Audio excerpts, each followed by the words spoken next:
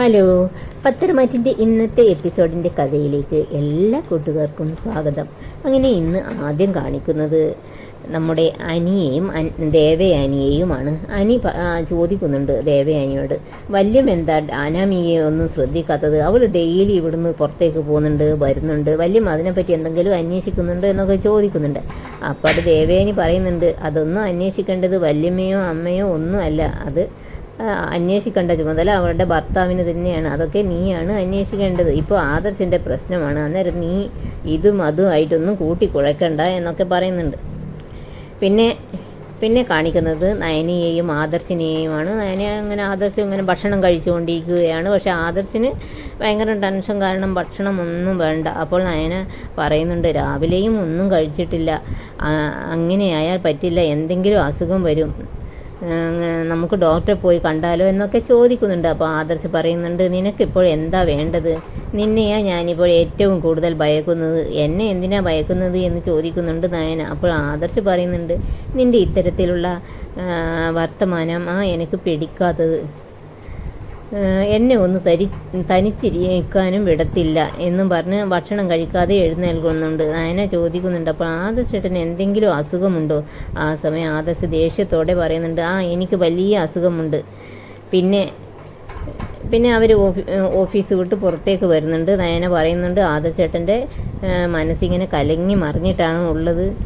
അന്നേരം ആദർശ് പറയുന്നുണ്ട്, മനുഷ്യനയാൾ എപ്പോഴും ഒരേ മാതിരി ഇരിക്കാൻ കഴിയില്ല, ചില നേരത്ത് മനസ്സ് നമ്മുടെ നിയന്ത്രണത്തിലേക്കൊന്നും വരില്ല, ആ സമയത്ത് ഭാര്യമാർ അവരെ കുറച്ച് തനിച്ചു വിടണം. അന്നേരം നയന പറയുന്നുണ്ട്, ഭർത്താക്കന്മാർ അങ്ങനെ വിഷമിക്കുന്ന സമയത്ത് ഭാര്യമാരുടെ മനസ്സ് എത്രമാത്രം വേദനിക്കുന്നുണ്ടെന്ന് ഭർത്താക്കന്മാരും മനസ്സിലാക്കണം.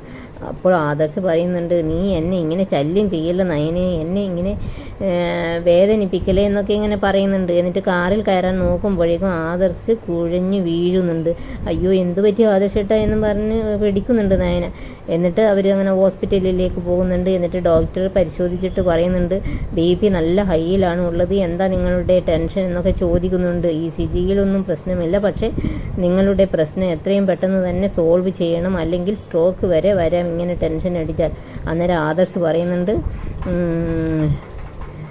ഞാൻ എത്രയും പെട്ടെന്ന് എൻ്റെ പ്രശ്നം പരിഹരിച്ചോളാം ഡോക്ടർ എന്നൊക്കെ പറയുന്നുണ്ട്.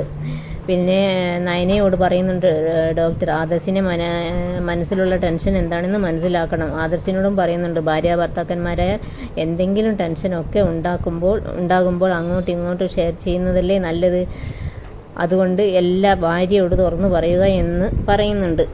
ശരി എന്ന് പറയുന്നുണ്ട് ആദർശ്. തൽക്കാലം പേടിക്കാനൊന്നുമില്ല എന്ന് പറഞ്ഞ് ഡോക്ടർ അവിടുന്ന് പോകുന്നുണ്ട്. പിന്നെ കാണിക്കുന്നത് നന്ദുവിനെയാണ്. നന്ദുവും നന്ദുവിൻ്റെ സുഹൃത്തിനെയുമാണ്. നന്ദു പറയുന്നുണ്ട്, അനി 30 പ്രാവശ്യം എന്നെ വിളിച്ചിട്ടുണ്ട്. അത് കേട്ട് സുഹൃത്ത് പറയുന്നുണ്ട്, നീ ഒന്ന് തിരിച്ചു വിളിക്കടി, കുറേ പ്രാവശ്യം വിളിച്ചതല്ലേ, എനിക്കറിയാം നീയും അനിയെ വളരെയധികം ഇഷ്ടപ്പെടുന്നുണ്ട്. നീ പറഞ്ഞത് നോക്കുമ്പോൾ അനി വളരെ നല്ലൊരു പയ്യനാണ്. അങ്ങനെയുള്ളൊരു ഭാര്യയെ വെറുക്കുന്നുണ്ടെങ്കിൽ അവൾ അത്രയും മോശപ്പെട്ട ഒരു പെണ്ണായിരിക്കും. ഇന്നത്തെ കാലത്ത് എല്ലാവരും അവരവരുടെ ലൈഫിനെ പറ്റിയാണ് ചിന്തിക്കുക. നീ ഓരോരുത്തരുടെ ഉപദേശം കേട്ട് സ്വന്തം ലൈഫ് സ്പോയിൽ ചെയ്യേണ്ട എന്നൊക്കെ ഇങ്ങനെ കുറേ ഉപദേശിക്കുന്നുണ്ട് നീ ഏതായാലും ഒന്ന് വിളിക്ക് എന്ന് പറഞ്ഞ് പിന്നെയും നിർബന്ധിക്കുന്നുണ്ട് കൂട്ടുകാരി. പിന്നെ നന്ദുവിൻ്റെ മനസ്സ് ഒന്ന് മാറുന്നുണ്ട്, എന്നാലും ഒന്ന് വിളിച്ച് നോക്കാം അല്ലേ എന്നും പറഞ്ഞ് അങ്ങനെ വിളിക്കുന്നുണ്ട്. പക്ഷേ കഷ്ടകാലത്തിന് ഫോൺ എടുത്തത് അനാമികയാണ്. പിന്നെ പറയണ്ടല്ലോ, അനാമിക അങ്ങ് തുടങ്ങി, എന്താടി നിനക്ക് എന്താ വേണ്ടത്? അപ്പോൾ നന്ദു ഇങ്ങനെ വീക്കി പറയുന്നുണ്ട്, അത് പിന്നെ അനി. അപ്പോഴേക്കും അനാമിക പറയുന്നുണ്ട്, അവൻ ചത്തുപോയി, വെച്ചിട്ട് പോടി എന്ന് പറഞ്ഞ് ഫോണ് വെക്കുന്നുണ്ട്. ഏതായാലും നന്ദുവിന് കൂട്ടുകാരിയോട് നല്ല ദേഷ്യം വരുന്നുണ്ട്, അവൾ പറഞ്ഞിട്ടാണല്ലോ വിളിച്ചത്. പിന്നെ അനാമിക നന്ദു വിളിച്ച കാര്യം ജാനകിയോട് ഒന്നും വിടാതെ പറയുന്നുമുണ്ട്.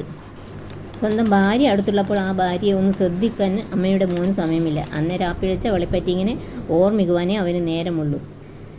അതൊക്കെ കേട്ട് ജാനകി ഇങ്ങനെ വിഷമമാകുന്നുണ്ട് ജാനകിക്ക്. പക്ഷെ ഒന്നും പറയുന്നൊന്നുമില്ല. പിന്നെ അപ്പോഴേക്കും അങ്ങോട്ടേക്ക് അനി വരുന്നുണ്ട്. അനിയെ കണ്ടതും ജാനകി ചോദ്യം ചെയ്യുന്നുണ്ട്. അപ്പോൾ അനി പറയുന്നുണ്ട്, ഞാൻ കുറേ സമയം അവളെ വിളിച്ചിരുന്നു, അതുകൊണ്ടായിരിക്കും അവൾ എന്നെ തിരിച്ച് വിളിച്ചത് എന്നൊക്കെ പറഞ്ഞ് അങ്ങനെ അത് സോൾവ് ചെയ്യുന്നുണ്ട്. പിന്നെ കാണിക്കുന്നത് ഏതായാലും ആദർശ് നയനയും അനന്തപുരിയിൽ എത്തുന്നുണ്ട്. ദേവേനെ ആദർശിനോട് ചോദിക്കുന്നുണ്ട്, എന്താ നിൻ്റെ പ്രശ്നം എന്നൊക്കെ. എനിക്കൊരു പ്രശ്നവുമില്ല എന്ന് പറയുന്നുണ്ട് ആദർശ്. പ്രശ്നമില്ലാതെയാണോ നീ ഭക്ഷണമൊന്നും കഴിക്കാത്തത്, വെറുതെ അവിയെ ദേഷ്യപ്പെട്ടത് എന്നൊക്കെ അനിയെ ദേഷ്യപ്പെട്ടത് എന്നൊക്കെ ചോദിക്കുന്നുണ്ട് ദേവയാനി. അപ്പോൾ ആദർശ് പറയുന്നുണ്ട് അത് അപ്പോഴത്തെ ഒരു സിറ്റുവേഷനിൽ പറഞ്ഞു പോയതാ അമ്മ, അവനെ ഒന്ന് കാണട്ടെ ഞാൻ എന്നും പറഞ്ഞ് അനിയുടെ റൂമിലേക്ക് പോകുന്നുണ്ട്. എന്നിട്ട് പറയുന്നുണ്ട് എടാ എൻ്റെ മനസ്സ് ശരിയല്ല, എന്തൊക്കെയോ എന്നെ അലട്ടിക്കൊണ്ടിരിക്കുകയാണ്, അതുകൊണ്ടാണ് നിന്നോട് ഞാൻ ചൂടായത്. അന്നേരം അനി പറയുന്നുണ്ട് ഏട്ടൻ എന്നോട് ദേഷ്യപ്പെടാനോ അടിക്കാനോ ഉള്ള എല്ലാ അധികാരവുമുണ്ട്, പക്ഷെ അതിനൊക്കെ ഒരു കാരണം വേണ്ടേ ഏട്ടാ. അപ്പോൾ ആദർശ് പറയുന്നുണ്ട് പോട്ടടാ, ഒന്നും മനസ്സിൽ വെക്കരുത്, ഞാനിപ്പോൾ ആകെ ഭ്രാന്ത് പിടിച്ച ഒരവസ്ഥയിലാണ്, എനിക്കൊരു ഡോക്ടറിനെ കാണേണ്ടി വരും എന്നാണ് തോന്നുന്നത്. എനിക്കാണെങ്കിൽ അത് നിന്നോടും നയനയോടും ഒന്നും തുറന്നു പറയാനും കഴിയുന്നില്ല. അപ്പോൾ അനി ചോദിക്കുന്നുണ്ട് എന്താ ഏട്ടൻ്റെ പ്രശ്നം, ആരോടെങ്കിലും പറയുന്നതല്ലേ നല്ലത്. അപ്പോൾ ആദർശ് പറയുന്നുണ്ട് ശരിയാണ്, ഇനി അത് ഇങ്ങനെ തുറന്നു പറഞ്ഞില്ലെങ്കിൽ വലിയ പ്രശ്നമാകും. ഇപ്പോൾ തന്നെ ഹോസ്പിറ്റലിൽ പോയിട്ടാണ് ഞാൻ വന്നത്, ഹൈ BP ആയതുകൊണ്ട് സ്ട്രോക്ക് വരെ വരാൻ സാധ്യതയുണ്ടെന്ന് ഡോക്ടർ പറഞ്ഞു. അന്നേരം അനി ഞെട്ടുന്നുണ്ട്. എന്നിട്ട് ഏട്ടനെ പിടിച്ച് ചോദിക്കുന്നുണ്ട് എന്താ ഏട്ടൻ പറ്റിയത്, ഏട്ടനെല്ലാം തുറന്നു പറ. അപ്പോൾ ആദർശ് പറയുന്നുണ്ട് പറയണമെടാ, അല്ലെങ്കിൽ ഞാൻ ആത്മഹത്യ ചെയ്യേണ്ടി വരും, ഇതുവരെ ഞാൻ ഫേസ് ചെയ്തിട്ടില്ലാത്ത ഒരു സാഹചര്യത്തിൽ കൂടിയാണ് ഞാൻ പോകുന്നത് എന്നും പറഞ്ഞിട്ട് ആദർശ് അവിടുന്ന് പോകുന്നുണ്ട്. ഇതെല്ലാം നയന മറിഞ്ഞു നിന്ന് കേൾക്കുന്നുണ്ടായിരുന്നു. ആദർശ് പോയത് നയന അനിയുടെ അടുത്തേക്ക് വരുന്നുണ്ട്. എന്നിട്ട് അനിയോട് അനി അപ്പോൾ പറയുന്നുണ്ട് ഏട്ടത്തി ഇതൊക്കെ ഇങ്ങനെ വിട്ടാൽ പ്രശ്നം വഷളാകും, എത്രയും പെട്ടെന്ന് ആദർശ് ഏട്ടൻ്റെ ടെൻഷൻ എന്താണെന്ന് കണ്ടുപിടിക്കണം.